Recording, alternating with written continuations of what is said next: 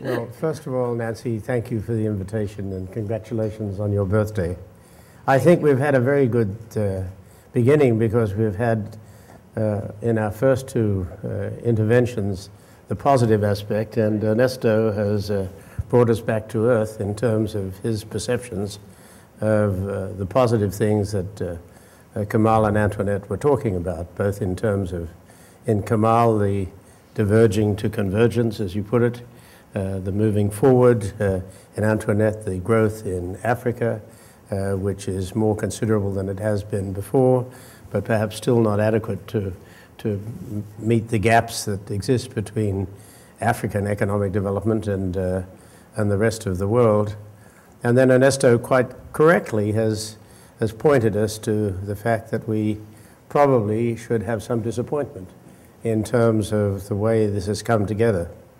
My point of view from my years at the World Bank led me to conclude that there was a lot of rhetoric on the part of the rich countries, that rhetoric was considerable, that it related always to how there was an increase in the development figures, usually put together with some lack of consistency, to put it in a neutral way, as to how it was these figures were reached.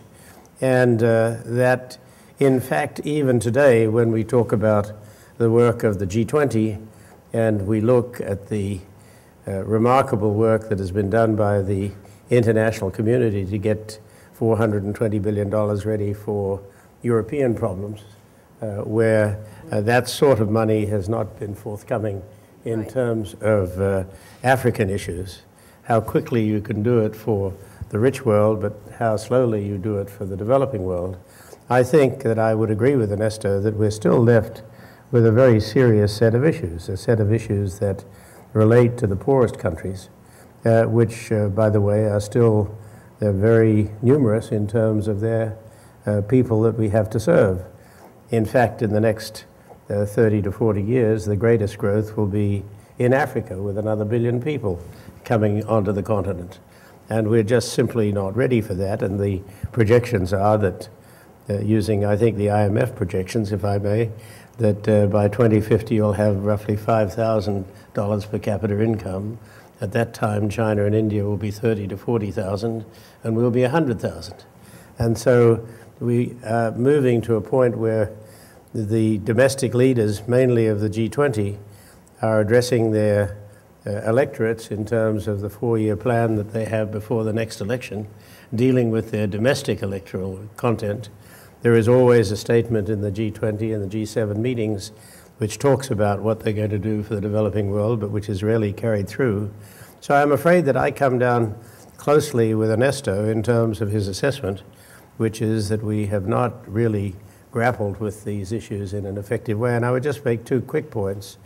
We haven't mentioned the Middle East, but I think what is happening there at the moment is not trivial in terms of the changes, both with those countries which are not kingdoms or princedoms, but which have been in a state of, as we've all seen, confusion and change at a very dramatic level.